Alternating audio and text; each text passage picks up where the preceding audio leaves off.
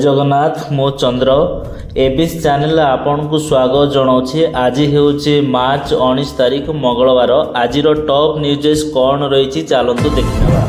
जदि यह चैनल को नुआ देखुंट सब्सक्राइब करी ऑल बेल आइकन को दबाई दिंतु जहाँकि लेटेस्ट इनफॉरमेशन रही आपण मैंने सर्वप्रथम देखिपारे।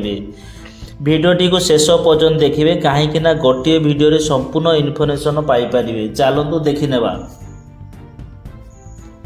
प्रथम अपडेट रही देशर 2024 लोकसभा निर्वाचन और अन्य केतेक राज्य में विधानसभा निर्वाचन पर तारीख घोषणा हो सारी। यह पूर्व निर्वाचन को आखि आगे रखी राजनैतिक दल माने भोटर को आकृष्ट करने विभिन्न पंथा आपणाउछंती। विशेषकर युव भोटर उपरे रही दल मान नजर।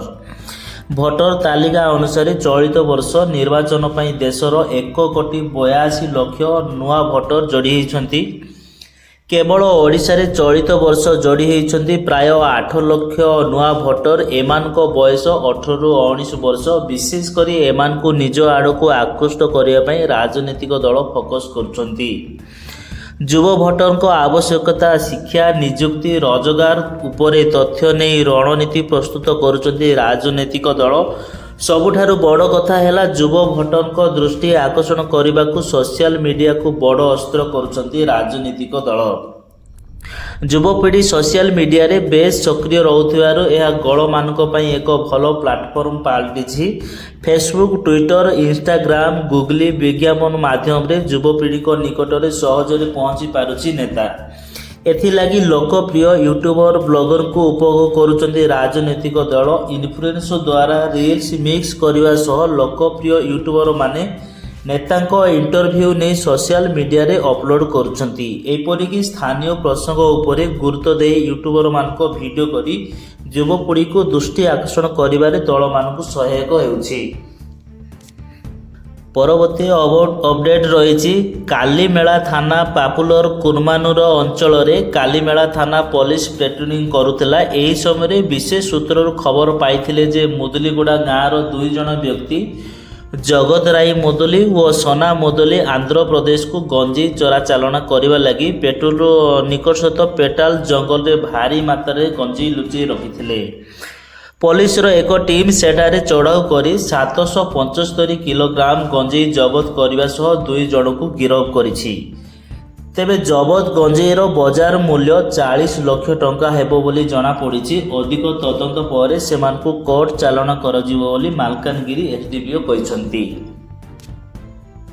परवर्ती अपडेट रही काल बैशाखी प्रकल्प नाकेदम करिबो आसंता 2 दिन हालुकारु मध्यम हेबो राज्यर अधिकांश स्थान रे 24 जिल्ला रे काल बैशाखी प्रभाव रे वर्षा पवन वज्रपात आशंका रही। केतेक जिले में 30 रु 55 किलोमीटर पर्यंत पवन हो पारे। स्वतंत्र रिलीफ कमिशन कार्यालय समस्त जिलापाल को चिठी करा सतर्कता पदक्षेप नेबा को परामर्श दिया जायछि।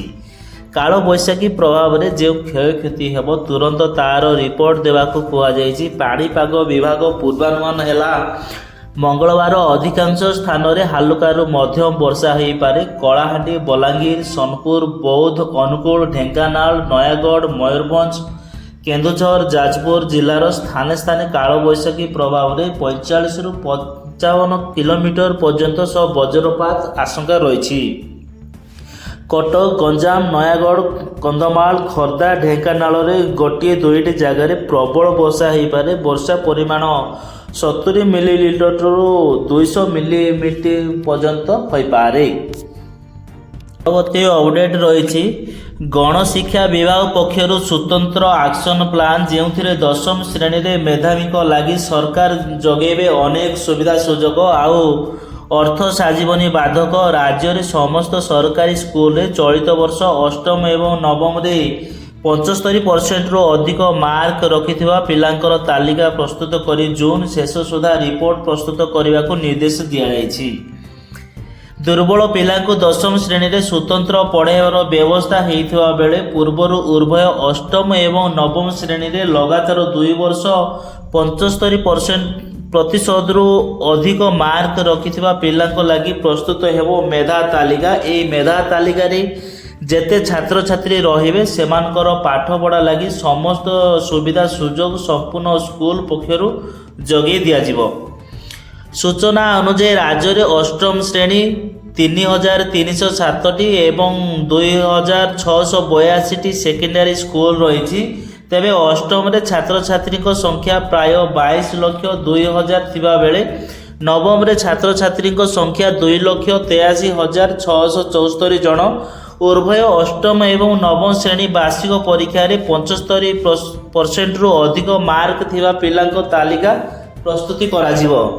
ଦୈନିକ ସ୍କୁଲରେ କମନ ଶିକ୍ଷାଦାନ ଶେଷ ହେବା ପରେ ଦୁର୍ବଳ ପିଲାଙ୍କ ଲାଗି ଏବଂ ମେଧା ତାଲିକାରେ ଥିବା ପିଲାଙ୍କ ଲାଗି ଭିନ୍ନ ଭିନ୍ନ କ୍ଲାସ୍ ହେବ। ଦୈନିକ ଏଭଳି ଶିକ୍ଷାଦାନ ବ୍ୟବସ୍ଥା ପାଇଁ 90 ମିନିଟ୍ ଧାର୍ଯ୍ୟ କରାଯିବ। ତେବେ ମେଧା ତାଲିକାରେ ଥିବା ପିଲାଙ୍କ ଏକ୍ସଟ୍ରା ପାଠପଢ଼ା ସହିତ ପରୀକ୍ଷା ପୂର୍ବରୁ ଯେପରି ଭଲ ଭାବେ ପ୍ରସ୍ତୁତ ହୋଇପାରିବେ ସେ ନେଇ ଏଭଳି ଅଭିନବ ପ୍ରୟାସ ଆରମ୍ଭ କରାଯାଇଛି।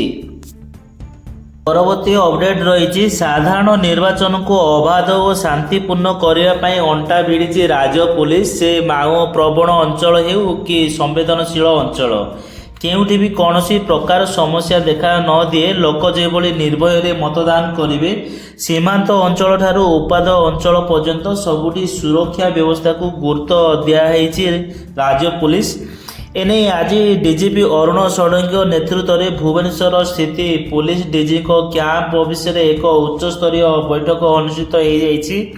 ନିର୍ବାଚନ ପୂର୍ବରୁ ଓ ନିର୍ବାଚନ ସମୟରେ ଟଙ୍କା ବନ୍ଧୁକ ମଦ ଚୋରା କାରବାର ହେବାର ଆଶଙ୍କା ରହିଛି। ତେଣୁ ଏସବୁ ରୋକିବା ପାଇଁ ବିଭିନ୍ନ ଦିଗ ଉପରେ ଗୁରୁତ୍ୱ ଦିଆଯାଇଛି। ପରବର୍ତ୍ତୀ ଅପଡେଟ୍ ରହିଛି ବିଜେଡି ବିଜେପି ସମ୍ଭାବ୍ୟ ମେଣ୍ଟ ନିଷ୍ପତ୍ତି ଝୁଲୁଛି। ତୃଣମୂଳ ସ୍ତର ଯାଏଁ ଏହି କଥାଟି ଏତେ ଭେଦିଛି ଯେ ଉଭୟ ଦଳର ସାଂଗଠନିକ କାର୍ଯ୍ୟକ୍ରମ ଏକ ପ୍ରକାର ଅଟକି ଯାଇଛି।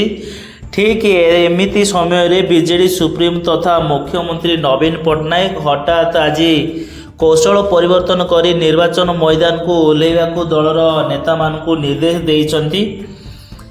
ଏଥିସହିତ ନିର୍ବାଚନ ପାଇଁ ବିଜେଡି ବିଧିବଦ୍ଧ ଭାବେ ବିଗୁଲ ଫୁଙ୍କିଛି। ନିର୍ବାଚନ ତାରିଖ ଘୋଷଣା ହେବାର 48 ଘଣ୍ଟା ପରେ ଆଜି ନବୀନ ନିବାସରେ ପୂର୍ବାହ୍ନରେ ମହାପ୍ରଭୁ ଶ୍ରୀଜଗନ୍ନାଥଙ୍କ କ୍ଷେତ୍ର ପୁରୀ ସଂସଦୀୟ କ୍ଷେତ୍ରରେ ସମୀକ୍ଷା ହୋଇଥିଲା। ଅପରାହ୍ନରେ ଶ୍ରୀଦେବଜୀଉଙ୍କ କ୍ଷେତ୍ର କେନ୍ଦ୍ରାପଡ଼ା ସଂସଦୀୟ କ୍ଷେତ୍ର ଲାଗି ବିଜେଡି ରଣନୀତି କରିଛି। ମୁଖ୍ୟମନ୍ତ୍ରୀ ନବୀନ ପଟ୍ଟନାୟକ 5T ଅଧ୍ୟକ୍ଷ କାର୍ତ୍ତିକ ପାଣ୍ଡିଆନ ସାଂଗଠନିକ ସମ୍ପାଦକ ପ୍ରଣବ ପ୍ରକାଶ ଦାସ ଓ ଅନ୍ୟ ବରିଷ୍ଠ ନେତାଙ୍କ ଉପସ୍ଥିତିରେ ଏହି ଦୁଇ ନିର୍ବାଚନ ମଣ୍ଡଳୀର ବିଧାୟକ ଛାମୁଆ ନେତା ପର୍ଯ୍ୟବେକ୍ଷକଙ୍କୁ ଡକାଯାଇ ନିର୍ବାଚନ ପ୍ରସ୍ତୁତି ଆଲୋଚନା କରିଛନ୍ତି। ନିର୍ବାଚନ ଯାଇ କେମିତି ସାଂଗଠନିକ କାର୍ଯ୍ୟ ଜାରି ରହିବ ତାହାର ବ୍ଲୁ ପ୍ରିଣ୍ଟ ନବୀନ ପଟ୍ଟନାୟକ ଧରିଛନ୍ତି। ଆଜିର ଲାଷ୍ଟ ଅପଡେଟ୍ ରହିଛି ସବୁ ଜିଲ୍ଲାରେ କାଳିଆ କେନ୍ଦ୍ର ଉଦ୍ଘାଟନ କଲେ ମୁଖ୍ୟମନ୍ତ୍ରୀ। ଚାଷୀକୁ ବୈଷୟିକ ସହାୟତା ପ୍ରଦାନ କରିବ। କାଳିଆ ଯୋଜନାରେ ଅଧିକ ଆଉ 3 ବର୍ଷ ପାଇଁ ବୃଦ୍ଧି ହେଲା। ରାଜ୍ୟ ସରକାର ଖର୍ଚ୍ଚ କରିବେ 6,300 କୋଟି ଟଙ୍କା। ମୁଖ୍ୟମନ୍ତ୍ରୀଙ୍କ ଘୋଷଣା 18 ଲକ୍ଷ ଭୂମିହୀନ ଚାଷୀ ପରିବାର ମଧ୍ୟ ଚଳିତ ଖରିଫ ଋତୁ ପାଇଁ ଅତିରିକ୍ତ 2,000 ଟଙ୍କା ପାଇଲେ। ସମୁଦାୟ 360 କୋଟି ଟଙ୍କା। କାଳିଆ ଛାତ୍ର ବୃତ୍ତିର ପରିସର ବ୍ୟାପକ ହେଲା। ରାଜ୍ୟ ଓ ରାଜ୍ୟ ବାହାରେ ବିଭିନ୍ନ ଜାତୀୟ ସ୍ତରର ସରକାରୀ ଓ ଘରୋଇ ବୈଷୟିକ ଓ ବୃତ୍ତିଗତ ଶିକ୍ଷାନୁଷ୍ଠାନରେ ପଢ଼ୁଥିବା ଛାତ୍ରଛାତ୍ରୀମାନଙ୍କ ପରିବାରମାନଙ୍କୁ ଦିଆଯିବ। ଚାଷୀମାନଙ୍କ ଖୁସିରେ ମୁଁ ଖୁସି, ଭାଇମାନଙ୍କ ସମୁଦ୍ରରେ ମୁଁ ଖୁସି।